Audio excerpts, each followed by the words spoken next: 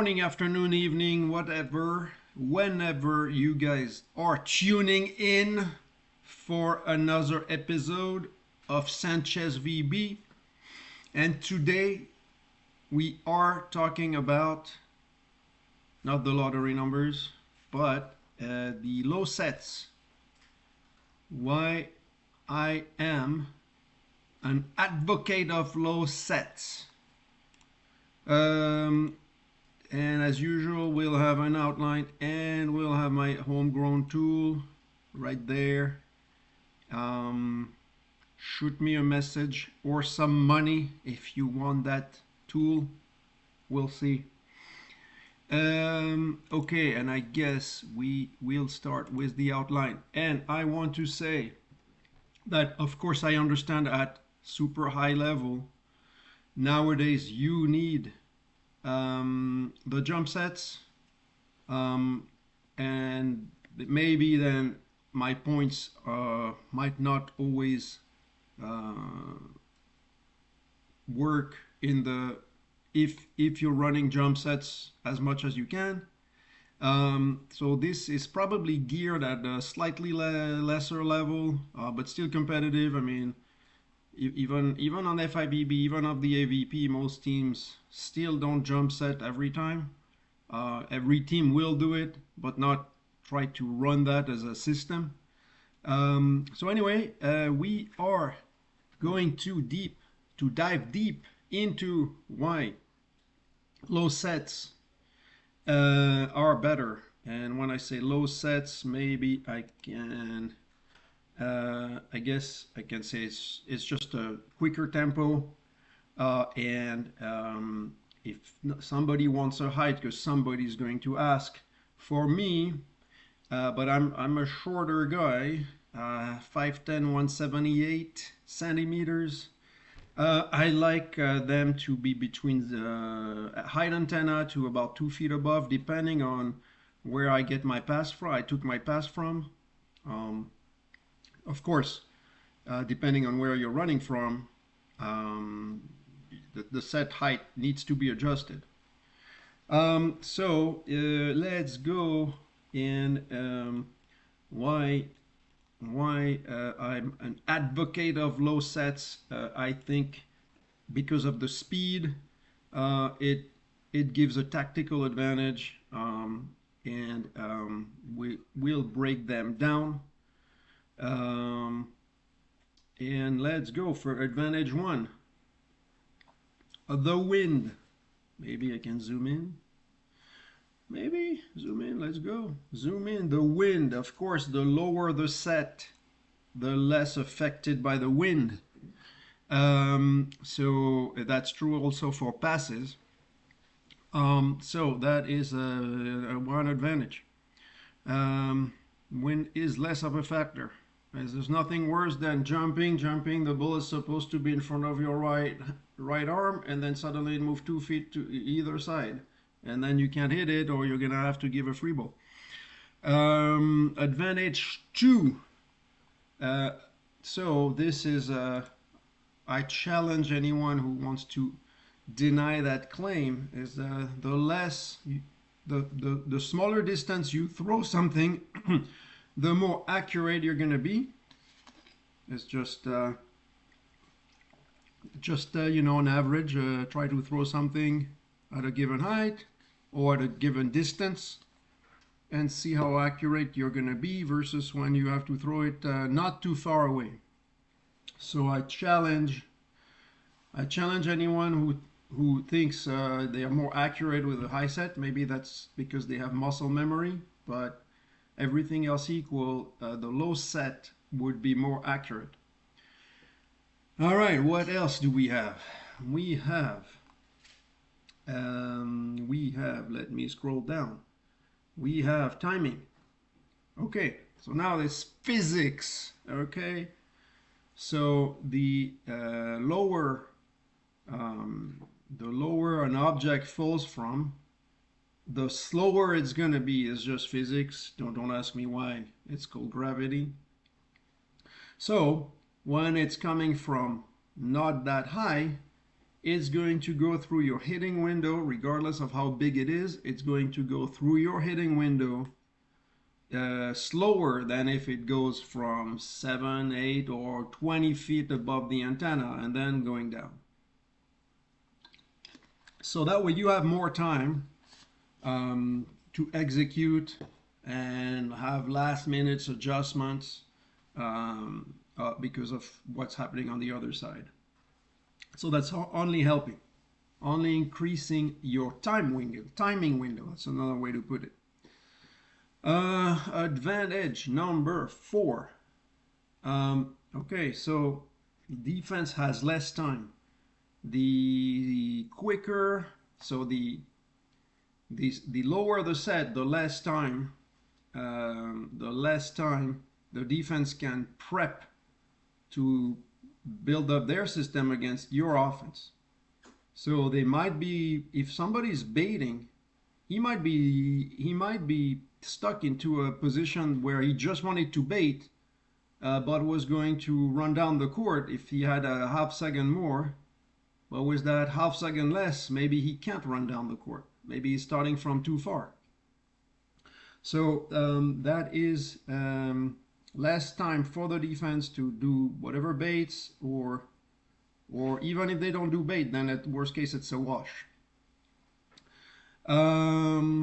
What else? So even if they don't do bait, they might still be late to go and dive in front of you. So what if it was a short serve? You have a low set, and it was the other team is the server who's blocking. Maybe he doesn't even have time for that. Okay, advantage 5, and to me that is the most important. So it is the court vision.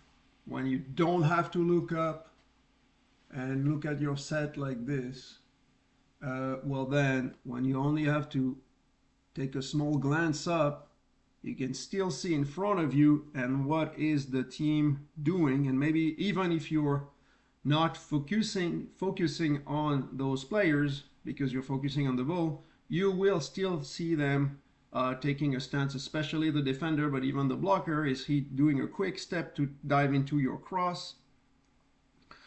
Is he peeling? Was the defender moving, baiting, or staying? I much prefer to have that in my further away vision, even if I focus on the ball, and then I'll have general idea where they are, and I can maybe put a shot away. You could even if your partner is really good at calling, which sadly for me is not the case, but on the flip side, it makes people like me who are amazing callers, and I'll be wrong sometimes, just so you know, because they'll do a good bait, but even if so let me finish my side point. It gives me, in whatever circles I play with some edge to be a good caller. But even with a good caller, there is a lot more information you can have by looking at the court, even if you're focusing on the ball, than relying on the call and essentially trying to guess. Because when you hear line, high line, high line, high line, how far is the defender? Is he like already on the way, and you better do a flat, fast shot? Or do you have 3 hours to execute, and even a loopy shot's gonna do it because he's coming from the cut shot?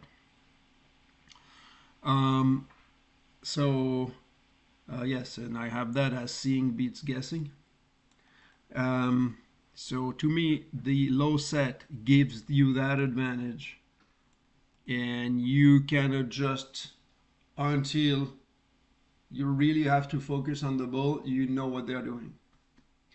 And then hopefully you can beat the defense. And in my case, it's really trying to beat the defender. I mean, unless the set is really tight, I do a lot more roll shot than banging hard. Just FYI. Okay, so that were the five advantages that that I have for the low sets. I have the desired height here. I'll restate what I said early on. I like 0 to 2 feet above the antenna, and that will depend on how far you're starting the offense from. If it's a deep serve versus a short serve, it's not going to be the same height. I do not want the same height, and that's for the setter to be to understand what's your timing, what's the tempo from that point. Okay, I already touched base on the trade-offs, but let me discuss that a little more. So it's the first thing is, of course, it's a little it may not work with jump sets, though you could push fast jump sets away, and it doesn't have to be high. But it might not help if your game is jump setting. Okay, another point that another trade-off that you have to take is that if from a bad pass, especially if you have to dive, you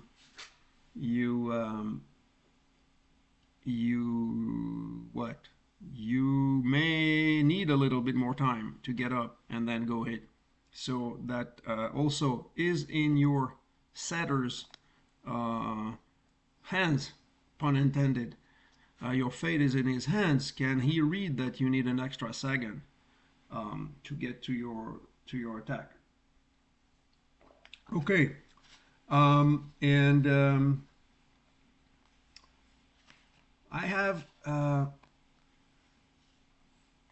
I have another point that's really should be a trickler from there. Maybe that is in the in my that probably should go. That's you know what, that is I don't know if that's true. And that's probably here. Boom. Boom. Ha ha ha ha ha. Of course, word formatting is terrible. Control V. Okay, and that is probably here. That is not for the low set. It is for the low pass. Anyway, quick adjustment live. So you can see the number of advantages that I can namely put 5. I've discussed with other people. There could be other ones, but the other one that I've heard, like more topspin, I think it is. It's really a subset of you have a bigger timing window, and then you can use that to your advantage, whichever way, whether it's topspin or re-angling.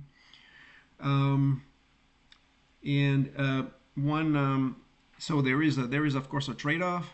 Maybe harder to do jump sets and harder to recover from bad passes. But then, so one additional point here that I like, and again, and most people around me don't. I'm really blessed when someone prefers this also. It is the low passing low. Passing low and setting low is putting so much pressure on the defense that they have no option but playing where they're from. No baiting, no dancing around, or much less. The low pass is also less affected by the wind. Same thing, it is easier to set. I mean, of course, if you can get to it.